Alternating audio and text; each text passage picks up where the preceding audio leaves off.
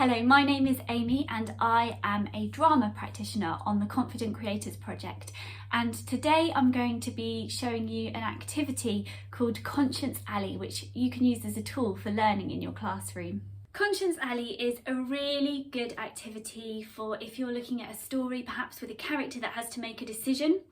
So it's often really good with literacy work, but you could also use it perhaps with history as well. So I'm going to show you now how it works, and then I'm sure you'll be able to think of a number of topics you could apply it to.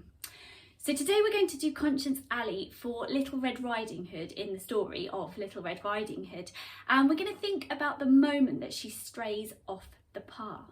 Okay.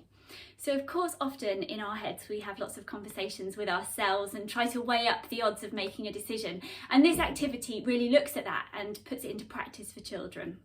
So the moment Little Red Riding Hood is about to step off the path, I imagine there's a part of her that is maybe wondering if that's a good idea. Okay, so what you will do for this activity is you split your class into two groups, okay? Now one group are going to be the pro group, okay? So they are pro Little Red Riding Hood stepping off the path. And the other group are going to be the con group, okay? So they're against the idea. Now the pro group each child has to come up with a different phrase to kind of articulate Little Red Riding Hood's thoughts around stepping off the path. So maybe their thoughts will be, oh, it's quicker to step off the path, you can take the shortcut, nothing will go wrong, you'll be absolutely fine, it'll be way quicker anyway. Okay, so all those kinds of thoughts. Now the con group are going to think of ideas of why Little Red Riding Hood shouldn't step off the path. So maybe my mum told me not to, it's very dark in the forest, I've heard there's a wolf around here, all those kinds of thoughts. And you can give some examples to show them. Now, sometimes I'm masking tape two lines on the floor to help the children with this, because you're going to stand them in two lines facing each other. So for Key Stage 1, a bit of masking tape on the floor can really help with that. Key Stage 2 can normally line themselves up absolutely fine. So you stand them in two lines facing each other, and I often then will just go down the line to check everyone's thought of something. And it's fine if you have similar ones or ones that are even the same.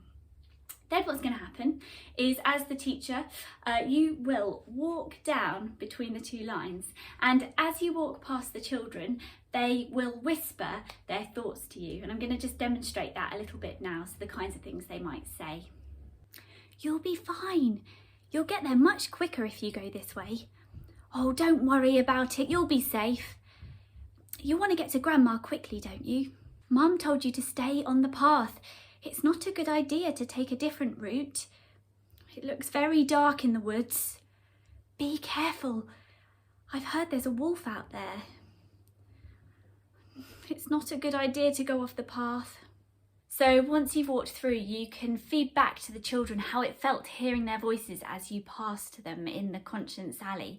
And you can describe kind of that's what it would feel like to be Little Red Riding Hood and be hearing those thoughts in her head.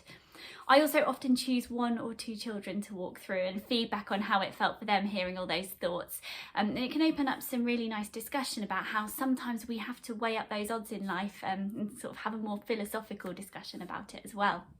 Anyway, hopefully that will be helpful for you and some of the subjects you're teaching this year, or the topics that you're teaching. Really good luck, and I will see you again soon.